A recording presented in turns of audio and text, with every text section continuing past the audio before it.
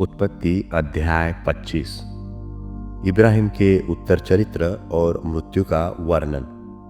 तब इब्राहिम ने एक और पत्नी ब्याह ली जिसका नाम कतूरा था, और उससे जिम्रान, योक्षान, मदना, मिद्यान, इश्बाक और शूह उत्पन्न हुए, और योक्षान से शबा और ददान उत्पन्न हुए। और ददान के वंश में अश्शूरी, लतूशी और लुम्मी लोग हुए।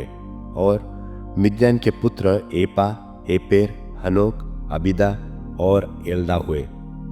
ये सब कतूरा के संतान हुए। इसहाक को तो इब्राहिम ने अपना सब कुछ दिया, पर अपनी रखेलियों के पुत्रों को कुछ कुछ देकर अपने जीते जी अपने पुत्र इसहाक के पास से पूरब देश में भेज दिया। इब्राहिम की सारी अवस्था 175 वर्ष की हुई, और इब्राहिम का दीर्घायु होने के कारण अर्थात पूरे बुढ़ापे की अवस्था में प्राण छूट गया, और वह अपने लोगों में जा मिला। और उसके पुत्र इसहाक और इश्माएल ने हित्ती सोहर के पुत्र एप्रोन की मम्रे के सम्मुख वाली भूमि में जो मकपेला की गुफा थी उसमें उसको मिट्टी दी, अर्थात जो भूमि इब्राहिम ने हित्तियों से मोल ले ली थी, उसी में इब्राहिम और उसकी पत्नी सारा दोनों को मिट्टी दी गई। इब्राहिम के मरने के पश्चात परमेश्वर ने उसके पुत्र इसहाक को, जो लहरोई नाम कुएं के पास रहता था, आशीष दी। इस्राएल की वंशावली। इब्राहिम का पुत्र इश्माएल, जो सारा की लौंडी हाजिरा मिस्री से उत्पन्न हुआ था, उसकी यह वंशावली है। इश्माएल के पुत्र के नाम और वंशावली यह है, अर्थात इश्माएल का जेठा पुत्र नबायोत, फिर केदार, अदबेल, मिबसाम, मिश्मा, दुमा, मस्सा, हदर, तेमा, यपुर, नापिश और किदमा। इश्माएल के पुत्र यही हुए, और इन्हीं के नामों के अनुसार इनके गांवों और छावनियों के नाम भी पड़े, और यही 12 अपने अपने कुल के प्रधान हुए। इश्माएल की सारी अवस्था 137 वर्ष की हुई, तब उसके प्राण छूट गए, और वह अपने लोगों में जा मिला। और उसके वंश हवीला से शूर तक, और जो मिस्र के सन्मुख अश्शूर के मार्ग में है, बस गए, और उनका भाग उनके सब भाई बंधुओं के सन्मुख पड़ा। इसहाक के पुत्रों की उत्पत्ति का वर्णन। इब्राहिम के पुत्र इसहाक की वंशावली यह है। इब्राहिम से इसहाक उत्पन्न हुआ, और इसहाक ने 40 वर्ष का होकर रिबका को, जो पदन राम के वासी अरामी बतूएल की बेटी और अरामी लाबान की बहन थी, ब्याह लिया। इसहाक की पत्नी तो बांझ थी, सो उसने उसके निमित्त यहोवा से विनती की, और यहोवा ने उसकी विनती सुनी।